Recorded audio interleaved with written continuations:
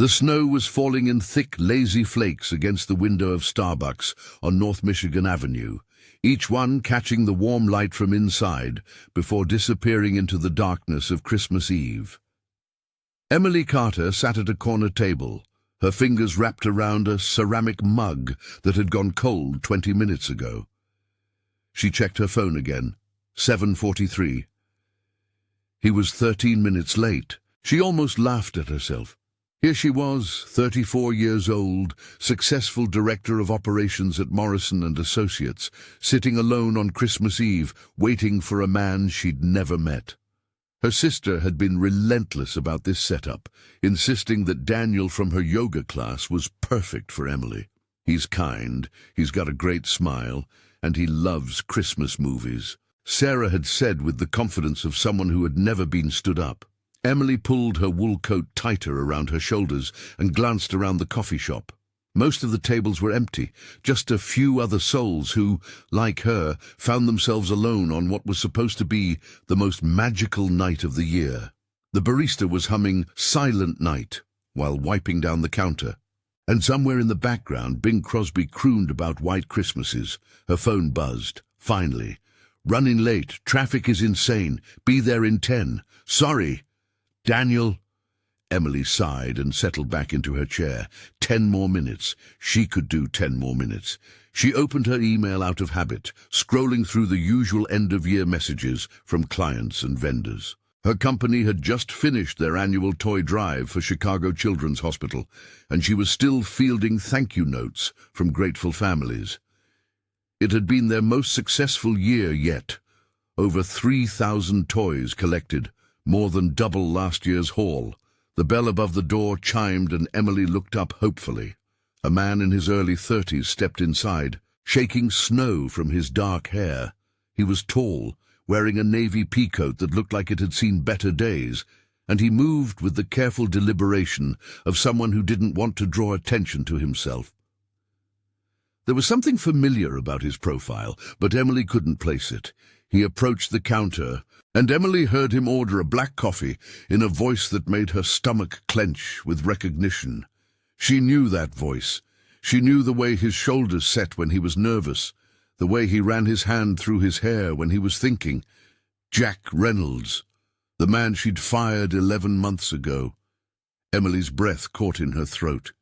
It couldn't be. It absolutely could not be Daniel from Sarah's yoga class, standing 15 feet away from her, counting out exact change for his coffee, like he'd done every morning when he worked for her company.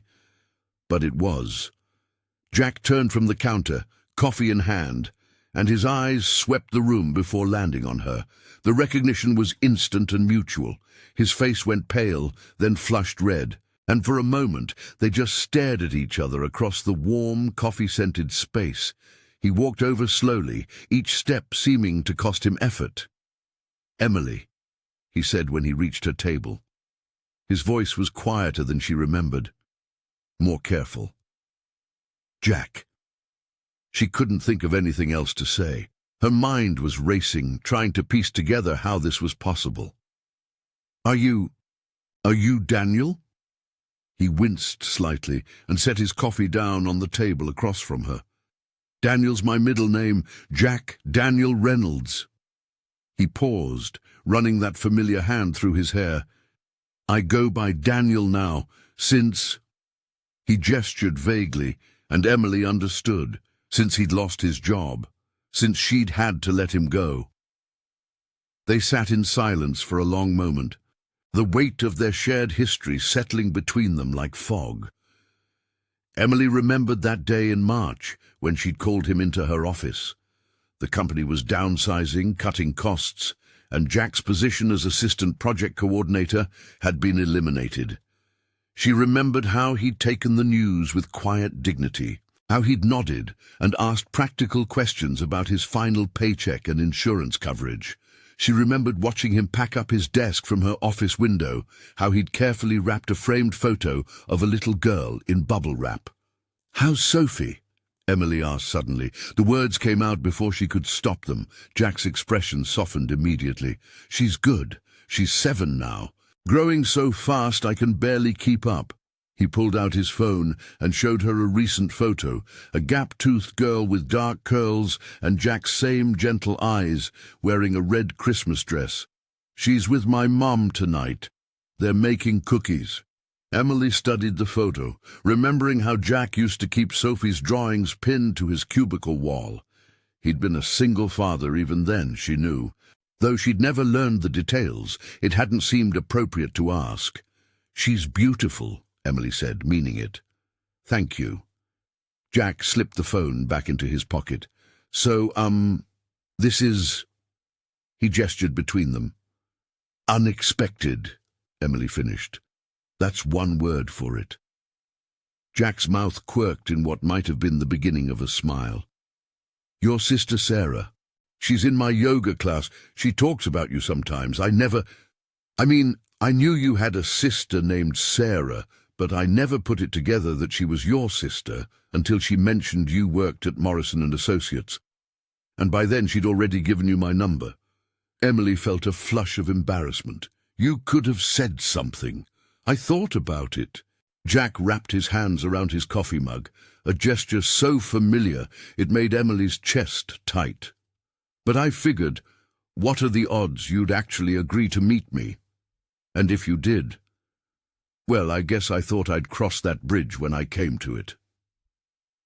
The honest admission hung between them. Emily found herself really looking at Jack for the first time since he'd sat down. He looked older, more tired than she remembered. There were lines around his eyes that hadn't been there before, and his coat, while clean and well cared for, was definitely worn at the edges. But there was something else too, something steadier about him, more grounded. "How have you been?" she asked. "Really, I mean." Jack was quiet for a moment, considering. "It's been hard," he said finally. "Harder than I expected. I found work after a few months. I'm doing freelance project management now, mostly small businesses, some non-profit work. It pays the bills mostly, but it's been an adjustment." Emily nodded, feeling the familiar weight of guilt she'd carried since that day in March. She'd hated letting Jack go. He'd been reliable, thorough, good with clients. But the numbers hadn't lied, and his position had been the most expendable. "I'm sorry," she said, "about having to let you go. I know that doesn't change anything, but I am sorry." Jack looked surprised. "Emily, you don't need to apologize. I know it wasn't personal. Business is business. That doesn't make it easier." "No," Jack agreed. "It doesn't." They fell into silence again, but it felt different now. Less awkward, more thoughtful. Outside, the snow continued to fall, and the coffee shop felt like a warm bubble, insulated from the rest of the world. "Can I ask you something?" Jack said eventually. Emily nodded. "The toy drive this year. I saw the announcement in the Tribune about how successful it was. 3,000 toys? 3,047, actually." Emily couldn't help the pride that crept into her voice. "It was incredible. We had donations coming in from everywhere, including a bunch of anonymous ones. Someone's been dropping off toys at our office all month, always after hours, always with a note that just says, 'For the kids.' It was the strangest thing." Jack was very still, his eyes fixed on his coffee. "Jack?" Emily said. He looked up, and she saw something vulnerable in his expression, something carefully hidden that had slipped loose for just a moment. "That was you," she said. It wasn't a question. Jack's silence was answer enough. Emily felt something shift in her chest, a warmth that had nothing to do with the coffee shop's heating. "How many?" "About 200, Jack said quietly. "Give or take." 200 toys. Emily stared at him. "Jack, that must have cost." "It's fine," he said quickly. "I budgeted for it, and Sophie helped pick some of them out. She said kids in the hospital needed extra Christmas magic." Emily felt tears prick at her eyes. She thought about those anonymous donations, how touched she'd been by the mysterious benefactor's generosity. She'd even mentioned it to the local news reporter who'd covered the story, calling it a beautiful example of the holiday spirit alive in Chicago. "Why?" she asked. Jack was quiet for a long moment, turning his coffee mug in slow circles on the table. "Because when Sophie was 3, she spent Christmas in the hospital. Pneumonia. And I was so scared and so broke from the medical bills, and I couldn't afford to get her anything for Christmas." His voice was soft, almost lost in the ambient noise of the coffee shop. "And then, on Christmas morning, the volunteers came around with these bags of toys, just beautiful, thoughtful gifts. Someone had donated a whole bunch of art supplies, and Sophie got this set of finger paints and construction paper." He paused, looking out the window at the falling snow. "She painted me a picture that day, a family, stick figures holding hands. She said it was me and her and the nice nurse who'd been taking care of her. And I kept thinking about whoever had donated those art supplies, how they'd never know that their gift had given my daughter something to do during the scariest week of my life. How they'd never know that she still has that painting hanging in her room." Emily's throat felt tight. "So when you saw our toy drive—" "I wanted to pay it forward," Jack finished.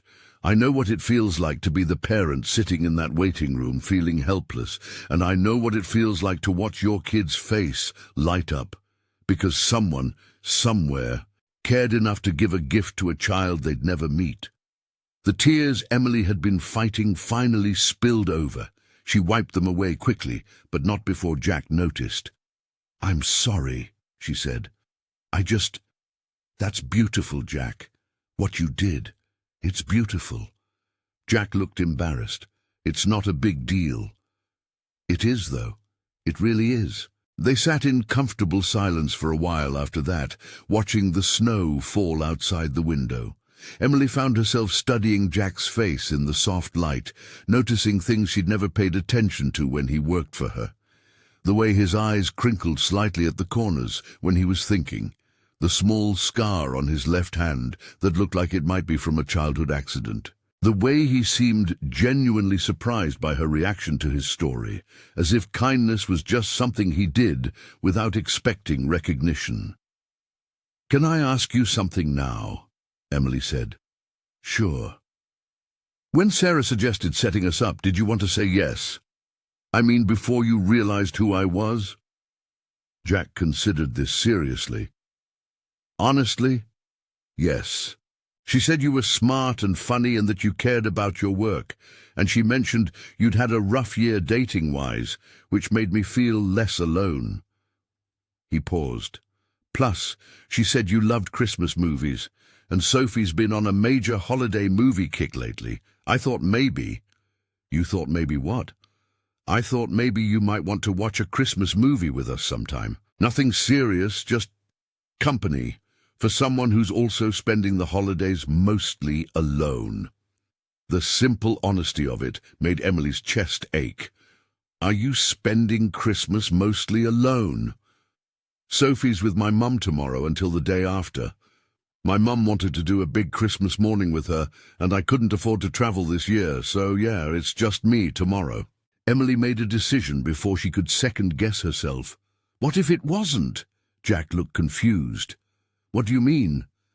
"What if you weren't alone tomorrow? I don't have any plans either. My parents are in Florida, Sarah's with her in-laws, and I was planning to spend the day in my pajamas, eating leftover Chinese food and watching Love Actually for the 100th time." "Emily, we could watch it together," she said quickly before she lost her nerve. "You could come over. We could order real Chinese food instead of eating leftovers. We could watch Christmas movies and not talk about work or the past or anything complicated. Just keep each other company." Jack was staring at her like she'd suggested they fly to the moon. "Are you asking me to spend Christmas Day with you?" "I think I am, yes." "Why?"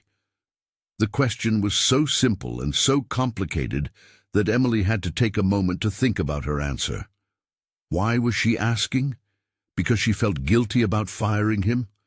Because she was touched by his generosity? Because sitting here with him felt more comfortable and natural than any date she'd been on in months? Because, she said finally, I've been thinking about Christmas magic lately, about how it's supposed to work, you know?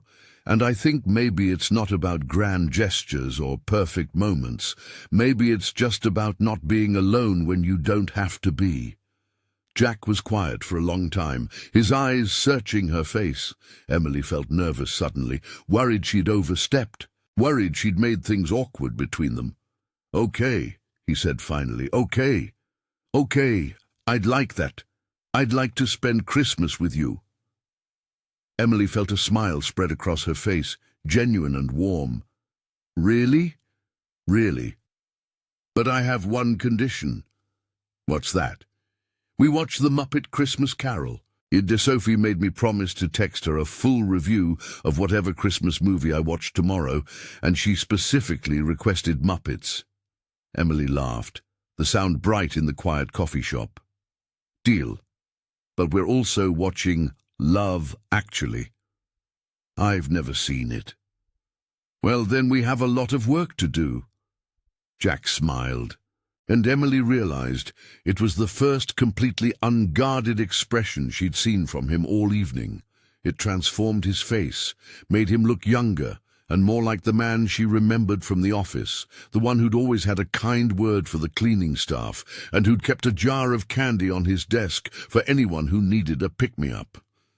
They talked for another hour, the conversation flowing easier than Emily would have thought possible.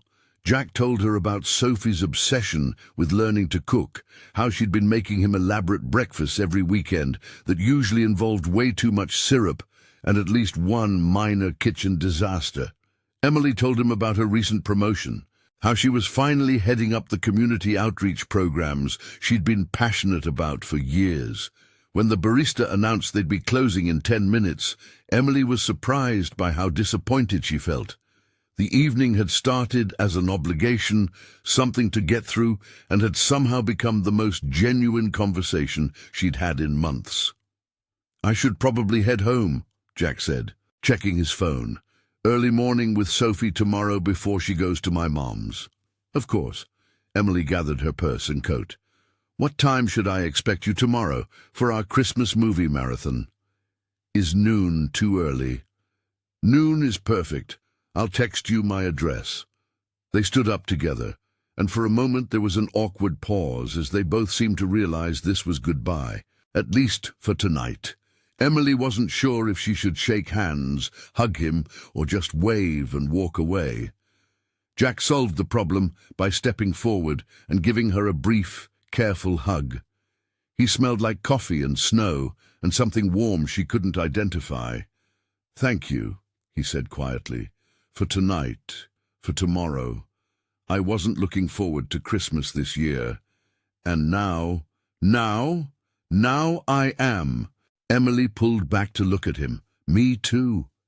They walked out of the coffee shop together, pausing under the awning as the snow swirled around them. The street was quiet, most of the shops closed for the evening, Christmas lights twinkling in windows and wrapped around lampposts. "Emily?" Jack said as they prepared to go their separate ways. "Yeah? For what it's worth, I'm glad Sarah set us up, even with the whole history, especially with the whole history, actually." "Why, especially?" Jack was quiet for a moment, looking up at the snow falling through the glow of the streetlights. "Because I get to know you now. Not as my boss, not as the person who had to make a difficult business decision. Just as you." Emily felt that warmth in her chest again, stronger this time. "I'd like that too." Jack smiled and pulled his coat tighter against the cold. "I'll see you tomorrow, Emily." "See you tomorrow, Jack." Emily watched him walk away until he turned the corner and disappeared from sight, then stood there for a moment longer, letting the snow fall on her face. The evening had gone nothing like she'd planned, and somehow that made it perfect. She walked to her car with a lightness in her step she hadn't felt in months, already looking forward to tomorrow in a way that had nothing to do with presents or traditions, and everything to do with the quiet man who'd been secretly giving toys to children while she thought she was spending Christmas alone. Christmas Day dawned clear and cold, the snow from the night before blanketing Chicago in pristine white. Emily woke up early despite having nowhere to be, feeling an unfamiliar flutter of anticipation in her stomach. She made coffee, took a long shower, and found herself standing in front of her closet, trying to decide what to wear for a day of watching movies with Jack. She settled on dark jeans and a soft red sweater, casual but not sloppy. She cleaned her apartment, which was already clean, and then cleaned it again. She ordered Chinese food for delivery at 1 o'clock and made sure she had plenty of coffee and hot chocolate. At 11:45, she realized she was nervous. It was ridiculous, she told herself. This wasn't a date. This was just two people who happened to know each other, keeping each other company on Christmas. But as she checked her appearance in the mirror for the third time, she had to admit that it felt like something more than that. Jack knocked on her door at exactly noon, holding a bottle of wine and wearing the same careful expression he'd had the night before. "Hi," he said when she opened the door. "Hi." Emily stepped back to let him in. "You look good." He was wearing dark jeans and a green button-down shirt that brought out his eyes. His hair was still damp from the shower, and he'd shaved. Emily caught herself noticing these details and forced herself to focus. "So do you." Jack looked around her apartment as he stepped inside. "This is nice. Really nice." Emily's apartment was small but cozy, decorated in warm colors with books everywhere and Christmas lights strung around the windows. She'd put up a small tree in the corner, more out of habit than enthusiasm, but now she was glad she had. "Thank you. Can I get you some coffee? I also have hot chocolate." "Coffee's perfect." Emily busied herself in the kitchen, grateful to have something to do with her hands. Jack wandered over to her bookshelf, studying the titles. "You have good taste in books," he said. "Thanks. I'm a bit of a fiction junkie." "Sophie's starting to get into chapter books.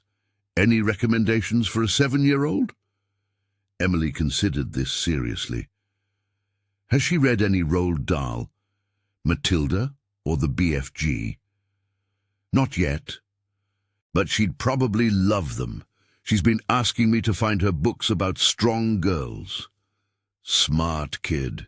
She gets that from her mom. Emily paused in the act of pouring coffee, surprised by the mention of Sophie's mother. Jack had never talked about her when he worked at the company, and Emily had never felt comfortable asking. "Is her mom—" Emily started, then stopped. "Sorry, that's none of my business."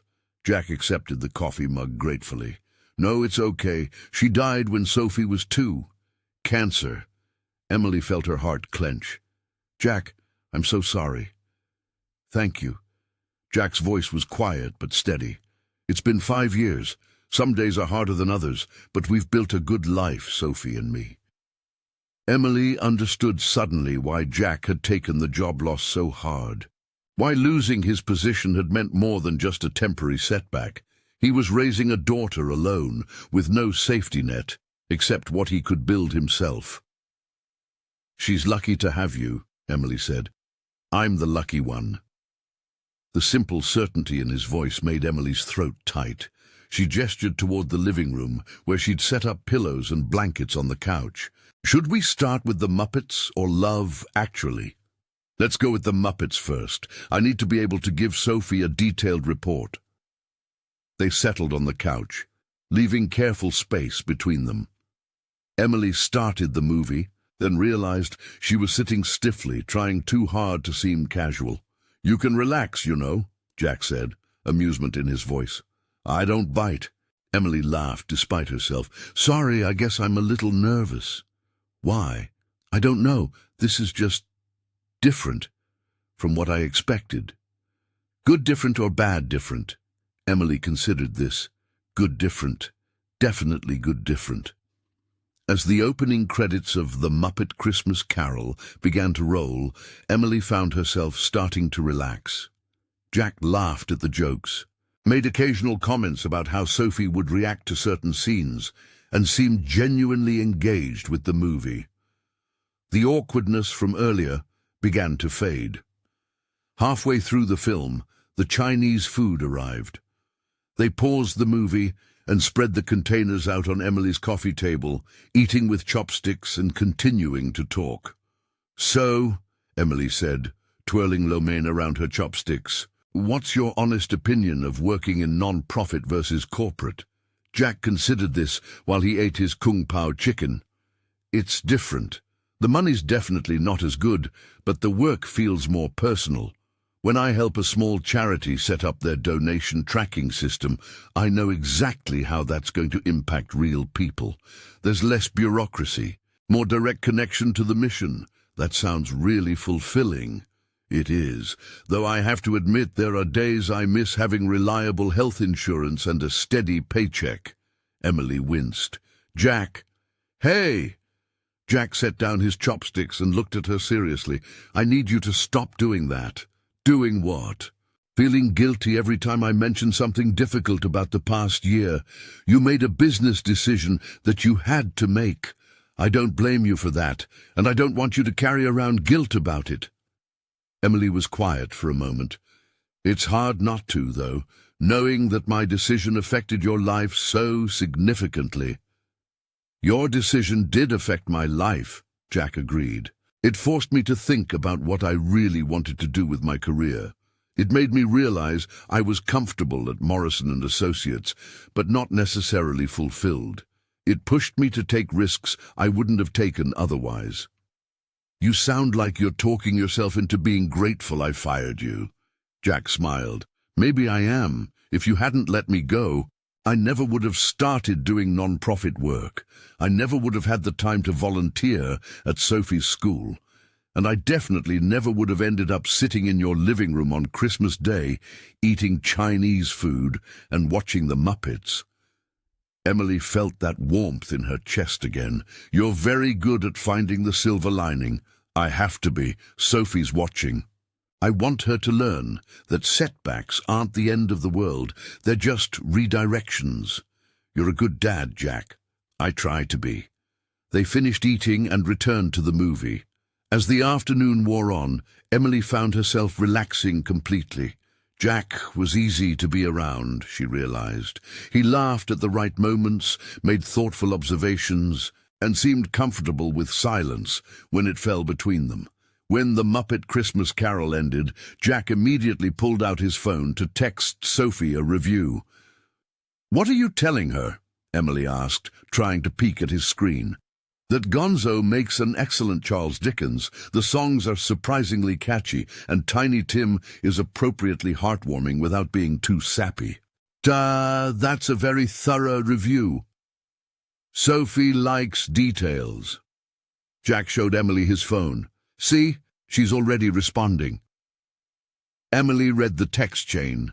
Sophie had sent a series of emoji-filled messages expressing her excitement about the movie and asking when they could watch it together.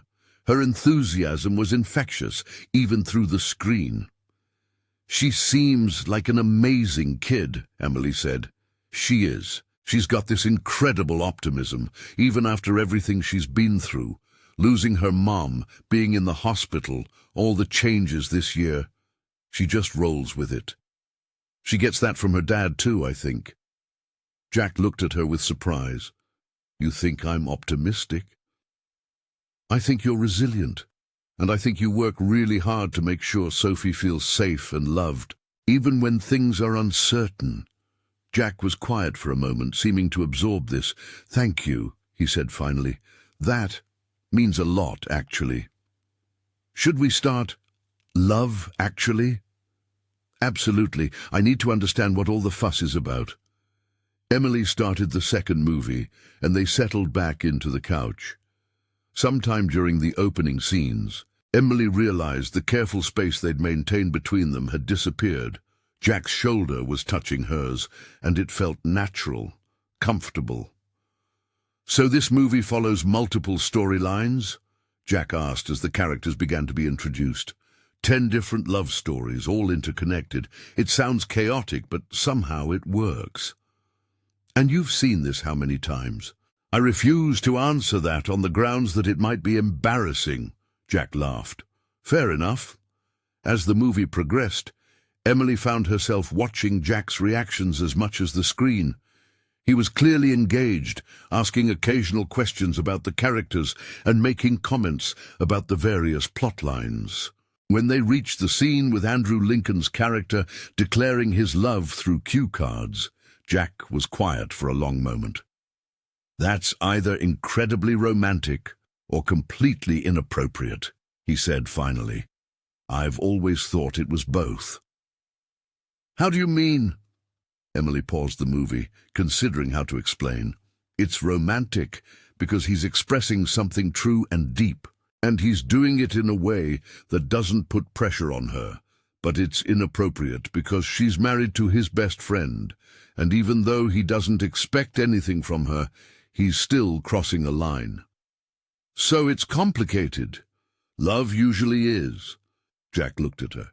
"Is that what you've found, in your experience?" Emily felt heat rise in her cheeks. "I think I've been looking for something uncomplicated. Someone who fits into my life easily, without requiring me to change or grow or take risks." "And how's that worked out for you?" "Terribly, obviously, hence the bad year of dating Sarah mentioned." Jack was quiet for a moment.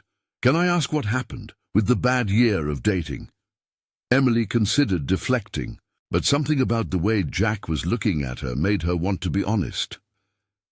"I kept dating men who looked good on paper, but didn't actually connect with me. Successful guys, attractive guys, guys who said all the right things. But every relationship felt like I was playing a role instead of being myself." "What role were you playing?" "The perfect girlfriend. The one who's always understanding and never needy and doesn't have complicated feelings." Emily laughed, but there wasn't much humor in it. "Turns out that's exhausting and not actually sustainable." "So, you're looking for someone who wants to see your complicated feelings?" "I guess I am, yeah." Jack reached for the remote and unpaused the movie, but Emily could feel him thinking about what she'd said. They watched in comfortable silence for a while, the various love stories unfolding on screen. During the scene where Emma Thompson's character realizes her husband is having an affair, Emily felt Jack tense beside her. "You okay?" she asked quietly. "Yeah, just... that scene always gets to me. The way she holds it together until she's alone, and then just falls apart." Emily looked at him more closely. "Does it remind you of something?" Jack was quiet for so long Emily thought he wasn't going to answer. "Sophie's mom, Rebecca, she tried so hard to stay strong during her treatment, even when she was scared, even when she was in pain.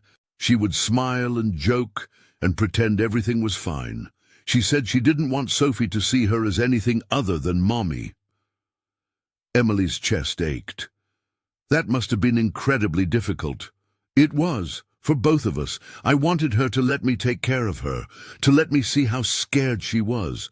But she was protecting Sophie, and in a way, she was protecting me too." "How were you protecting you?" "If she fell apart, then I would have to be the strong one, and I don't think I was ready for that yet."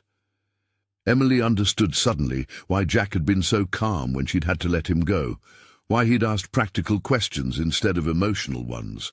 He'd learned how to be the strong one, how to hold everything together when someone he loved needed him to. "You were ready, though," she said, "when you needed to be." Jack looked at her. "How do you know?" "Because Sophie's thriving, because you've built a life for her that feels safe and full of love. Because you're sitting here on Christmas Day, worried about whether she's having fun at your mom's house instead of feeling sorry for yourself." "I do feel sorry for myself sometimes," Jack admitted. "That's normal. It would be strange if you didn't." They returned to the movie, but the conversation had shifted something between them. Emily felt like she was seeing Jack more clearly, understanding not just who he was, but how he'd become that person. When they reached the scene where Hugh Grant's character runs through the airport to stop Natalie from leaving, Jack shook his head. "This is completely unrealistic," he said. "You can't just run through airport security anymore. It's a romantic gesture. You're supposed to suspend disbelief." "I'm trying, but all I can think about is how he's definitely going to get arrested." Emily laughed. "You're very practical." "I have to be. Single dad, remember." "What was the most impractical thing you ever did?" Jack thought about this seriously. "Probably marrying Rebecca." Emily was surprised by the answer. Why was that impractical? "We were both 23, both broke, both had no idea what we wanted to do with our lives. We'd known each other for 8 months. Everyone said we should wait, get more established first. But you didn't." "No. We drove to Vegas and got married at one of those chapel places with the Elvis impersonator." Jack smiled at the memory. It was completely ridiculous and absolutely perfect. "Do you regret it?" "Not for a second. We had 7 years together, and Sophie. Those 7 years were worth any amount of practical considerations." Emily felt something shift in her chest, a recognition of what real love looked like. Not the careful, measured approach she'd been taking to dating, but something brave and impractical and completely committed. "That's beautiful, Jack. What about you? What's the most impractical thing you've ever done?" Emily considered this. "Honestly, probably asking you to spend Christmas with me? Why is that impractical?"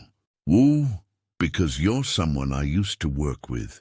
Someone whose life I impacted in a significant way. Because this could get complicated in ways I can't predict. Because I'm sitting here having feelings for you that I definitely didn't expect to have." The admission hung in the air between them. Emily hadn't meant to say that last part, but now that it was out there, she couldn't take it back. Jack was very still beside her. "What kind of feelings?" Emily's heart was beating fast. "The kind that make me want to know everything about you. The kind that make me care about whether Sophie likes the books I recommend. The kind that make me not want this day to end." Jack turned to face her fully. "Emily, I know it's complicated," she said quickly. "I know we have history, and it might be messy, and I definitely didn't plan for this to happen. Neither did I. But I'm having the same feelings." Emily felt her breath catch. "You are?" "I've been thinking about you since I left the office that day in March. Not just because I was angry or hurt, but because I regretted not getting to know you better when I had the chance. You were always kind to everyone, always fair, always trying to do the right thing even when it was difficult. Jack. And sitting here today, getting to see who you are when you're not being my boss. Emily, you're extraordinary." Emily felt tears prick at her eyes. "I don't feel extraordinary." "That's what makes you extraordinary." Before Emily could second-guess herself, she leaned forward and kissed him. It was gentle, tentative, a question more than a statement. Jack answered by cupping her face in his hands and kissing her back, deeper this time, more certain. When they broke apart, Emily rested her forehead against his. "This is definitely impractical," she whispered. "Completely," Jack agreed. "Are we going to do it anyway?" "I think we are." They kissed again. Longer this time, the movie forgotten on the screen behind them. Emily felt like she was falling, but in the best possible way, like she'd been holding herself so carefully for so long that she'd forgotten what it felt like to let go. When they finally pulled apart, Jack brushed a strand of hair away from her face. "I should probably mention," he said, "that dating someone with a 7-year-old is complicated in its own way." "How so?" "Sophie's very protective of me, and very curious about any woman I spend time with. She's going to want to meet you, probably sooner rather than later." Emily considered this. "How do you feel about that?" "Terrified," Jack admitted. Sophie is the most important person in my life. If she doesn't like you, then we figure it out." Jack looked surprised. "Just like that?" "Just like that. Jack, I'm not interested in dating you in a compartmentalized way where Sophie doesn't exist. If we're going to do this, I want to know all of you, including the part of you that's a dad." Jack's smile was soft and wondering. "You're really something, Emily Carter. You're not so bad yourself." Jack Reynolds. They settled back into the couch, this time with no space between them. Emily curled up against Jack's side, her head on his shoulder, while Hugh Grant danced through 10 Downing Street on the screen. But neither of them was really watching anymore. "What happens now?" Emily asked quietly. Jack's hand traced gentle patterns on her arm. "I don't know. I've never dated someone I used to work for. I've never dated someone I used to be the boss of. So we're both figuring it out as we go." Emily tilted her head to look at him. "I can live with that." Jack's phone buzzed, and he checked it with a smile. "Sophie wants to know if I'm having a good Christmas." "What are you going to tell her?" "The truth. That it's been the best Christmas I've had in a long time." Emily felt warmth spread through her chest. "When do I get to meet her?" "Are you sure you want to? 7-year-olds can be a lot." "Jack, I've been running community outreach programs for years. I think I can handle one 7-year-old. Sophie isn't just any 7-year-old. She's going to ask you approximately 300 questions, probably several of them inappropriate. She's going to want to know if you like her dad, and she'll be able to tell if you're lying. And if she decides she likes you, she's going to adopt you immediately and completely." Emily considered this. "That sounds wonderful, actually." Jack stared at her. "You're serious?" "Completely serious. Jack, I want to be part of your life. That means being part of Sophie's life, too. She gets back from my mom's tomorrow evening. Maybe you could come for dinner. Nothing fancy, just the 3 of us." "I'd love that." Jack kissed her temple, soft and sweet. "I can't believe this is happening." "Which part?" "Any of it, all of it. This morning I woke up dreading Christmas, and now I'm sitting here with someone who makes me feel like maybe good things can still happen unexpectedly." Emily turned in his arms so she could see his face. "Good things can happen, Jack. They just did." As the credits rolled on Love Actually, Jack's phone rang. Sophie's name lit up the screen, and his face immediately brightened. "Hey, sweetheart," he answered. "How's Christmas at Grandma's?" Emily could hear Sophie's excited chatter through the phone, though she couldn't make out the words. Jack listened, laughing and responding to his daughter's stories about presents and cookies and playing in the snow. "I miss you too, baby," Jack said. "I'll pick you up tomorrow evening, okay? And guess what? I might have someone I'd like you to meet." More excited chatter from Sophie's end.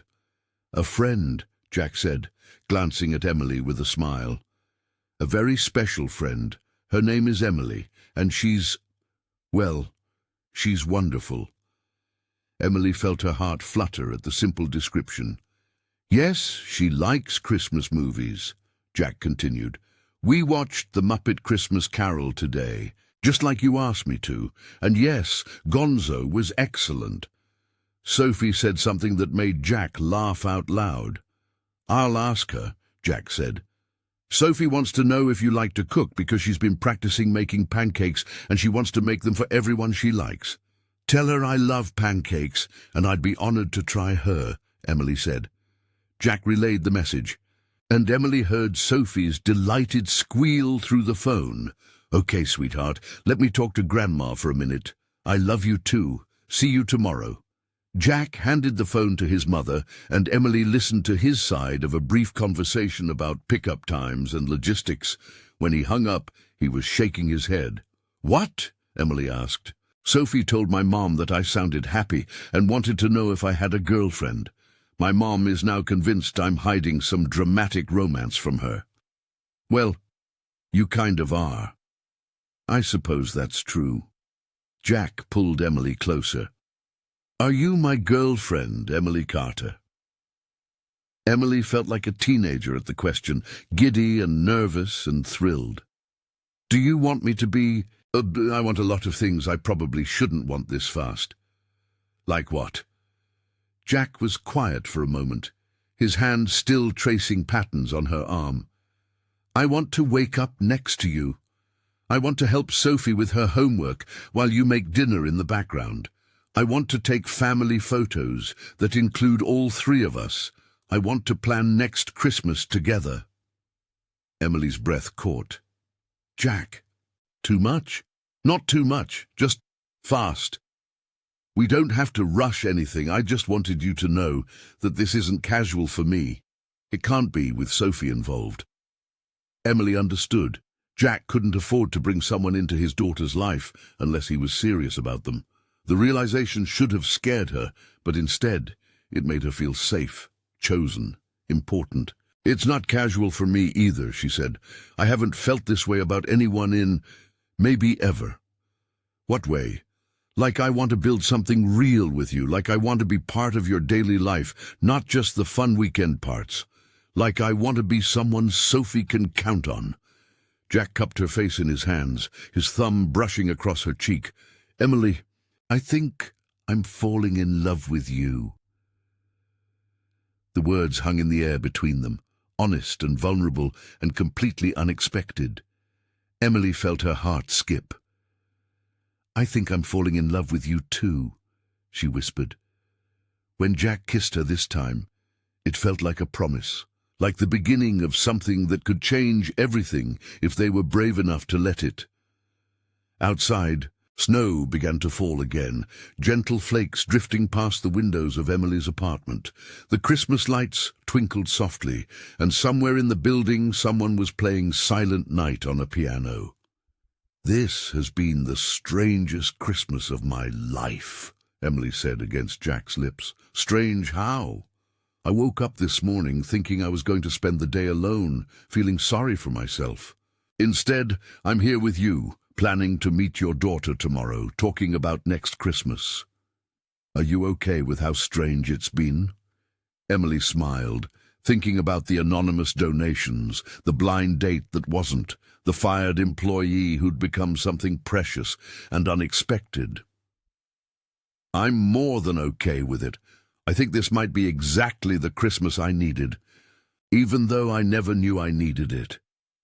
Jack pulled her closer, and they settled back into the couch to watch the snow fall.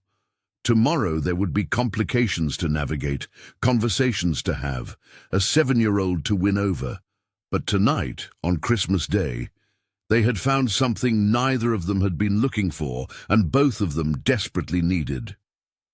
"Merry Christmas, Emily," Jack whispered. "Merry Christmas, Jack." As the evening settled around them, Emily thought about Christmas magic, about how it rarely looked the way you expected, but somehow always arrived exactly when you needed it most. She thought about second chances and unexpected gifts, about the difference between being alone and being lonely, about how sometimes the best presents came wrapped in the most unlikely packages.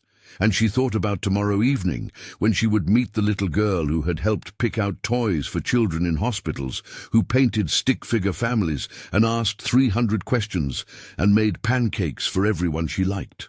The little girl who was about to become the most important person in Emily's world, simply because she was the most important person in Jack's. Outside, Chicago settled into Christmas night, blanketed in snow and twinkling with lights.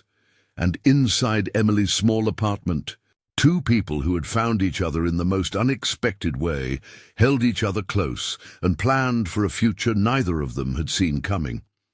It was, Emily thought as she drifted off to sleep in Jack's arms, the most perfect Christmas miracle she could have imagined.